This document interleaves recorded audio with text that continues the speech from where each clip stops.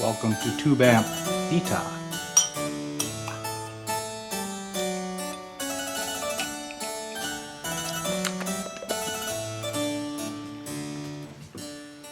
Hey, greetings from Terry D-Lab. Hey, is that a tube in my wine, or are you just happy to see me?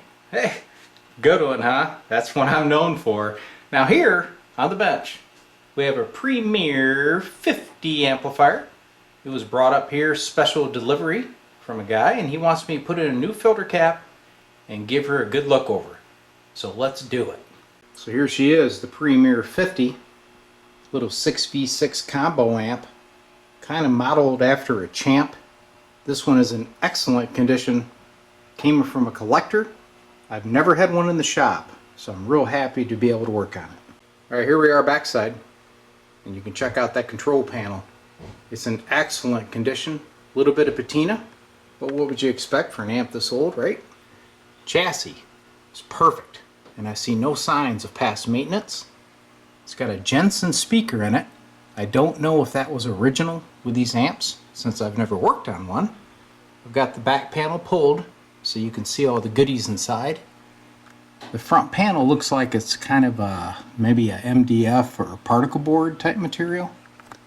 And one thing I noticed right off the bat, you look at the filter cap here, see when I move it, those connections are cracked. So it's a good thing we're going to change it. So here's the old original 4040 10 microfarad 450 volt cap. I'm going to change it out with this one here. It's a CE manufacturing. You can see it's a 340 at 525. So it's a very nice cap, exact type replacement. These retail for about $45. So I always recommend before you start a task like this, even if it's simple, make yourself a little sketch, okay? So you can remember where things went. So what I'm going to do initially is remove these resistors and lift the diodes. I'm going to reuse these components as long as they're good. Pop in the new cap, we'll solder it to that chassis correctly, and then we'll test it. As you can see, all the wiring's loose now. Components are removed, so I just take some side cutters, pop off these ears, and that cap will drop right out. So something I need to point out, take a look at the chassis. This is where the original cap used to be. See how the chassis here is kind of like clean? There's actually no solder on it. And what solder is there was balled up and fell right off the chassis. That's because when they originally installed the cap back in the day, they didn't use enough heat, they didn't clean the chassis properly, so the solder never bonded. So to put in the replacement, I'm going to clean this very well, and we're going to use an Unger solder iron, and this thing will be better than it was new. The best way to clean it, because of the corrosion that's left behind, is with a Dremel and one of these little grinding wheels. I'm just going to buff this chassis.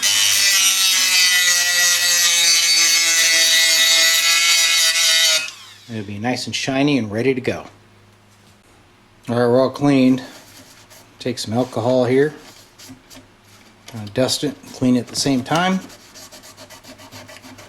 Let's get the new cap in there. So here we go. Right in there. Do a little half turn on these guys. And get the soldering iron ready. So let me introduce you to my little friend. This is an Unger soldering iron with a 1000-degree tip. My dad used this back in the 60s to build slot car chassis out of brass. I use it to put in filter caps.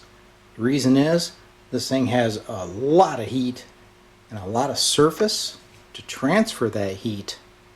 So soldering in these guys is a breeze. Now a lot of you guys say, well, you need rosin on that chassis. No, you don't. It just needs to be clean. And you need a lot of heat. And this thing does the trick. Does a perfect connection every time. Just kind of flow in the solder. Wait to see it move. Boom. There it is. Alright, so I'm not going to bore you, but I'm just going to go around and solder all 4 ears of the cap. When these guys built this thing, they only soldered 2 of them. You got 4 of them. You might as well solder them all. Get better support on that cap. Alright, soldering is complete. I always take a little bit of alcohol and a Q-tip. Get the excessive rosin off the chassis so it doesn't corrode.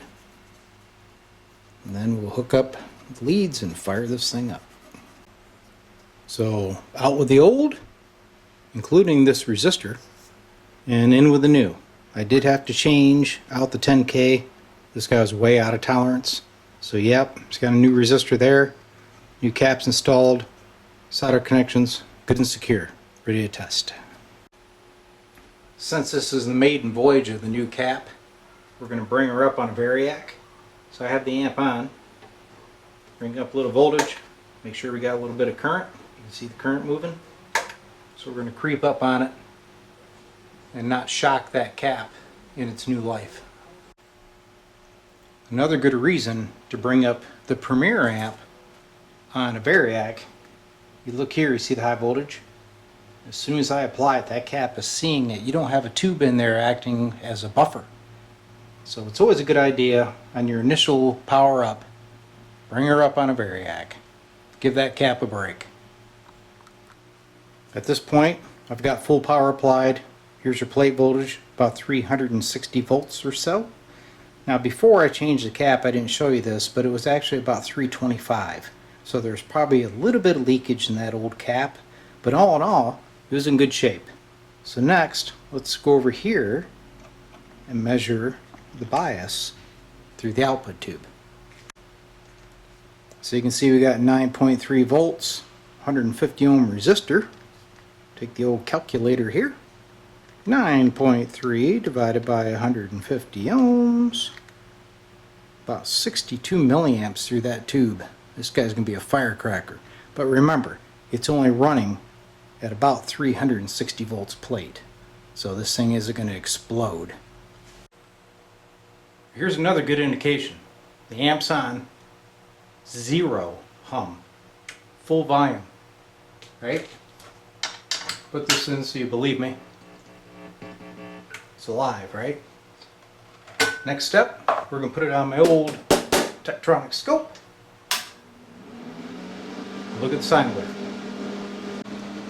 Here we go. Heathkit audio generator going into the input jack. Scope is hooked up across the speaker.